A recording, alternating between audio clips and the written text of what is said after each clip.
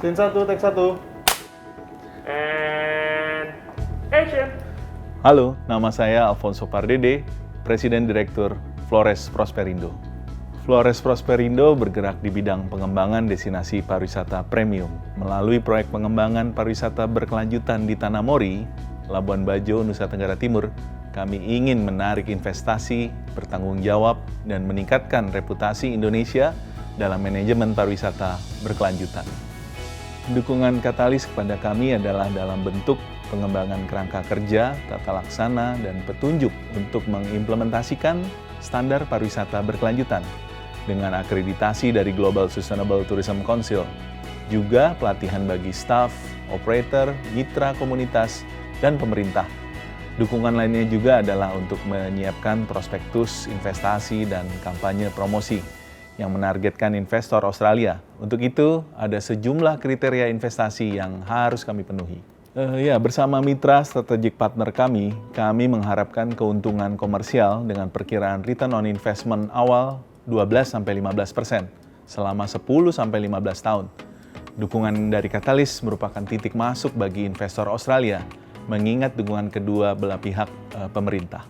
Kontribusi kami adalah dalam bentuk akuisisi lahan, perencanaan master planning, feasibility study, perizinan, dan proses mendapatkan status kawasan ekonomi khusus. Dan kami telah berinvestasi sebesar kurang lebih 10 juta Australian dollar. Untuk mendukung kegiatan dengan Katalis, kami juga menyiapkan Project Management Office di Jakarta dan Labuan Bajo. Keuntungan bagi Indonesia adalah dalam hal keterampilan dan petunjuk pengembangan pariwisata berkelanjutan menurut standar global, dan menjadikan Tanah Mori sebagai pintu masuk bagi investasi luar dan dalam negeri.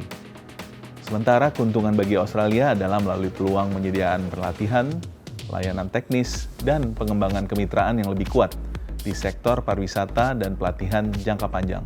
Komponen yang didukung Katalis akan menjadi pintu masuk bagi investor Australia, mengingat dukungan yang kami dapatkan dari pemerintah Indonesia dan Australia. Skala kegiatan ini bisa diperbesar dan diberlakukan di tujuan wisata lain, terutama untuk pengembangan 5 tujuan wisata super prioritas lainnya. Komponen ini akan menciptakan peluang katalitik. Dan industri pariwisata secara signifikan menyerap pekerja perempuan. Sekitar 52% pekerja dalam industri ini adalah perempuan. Juga semakin banyak usaha pariwisata yang dipimpin oleh perempuan. Begitupun inisiatif untuk mendukung kemampuan ekonomi masyarakat yang lebih inklusif.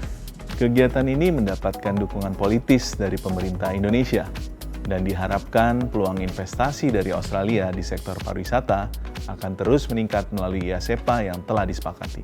Melalui kegiatan ini, ada keunggulan komparatif Indonesia dan Australia yang ditonjolkan. Indonesia sudah dikenal dunia sebagai tujuan pariwisata karena kekayaan budaya dan lingkungannya.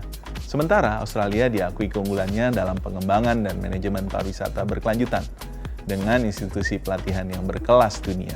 Saya percaya ini saatnya membuka potensi pasar dan kemitraan antara Indonesia dan Australia.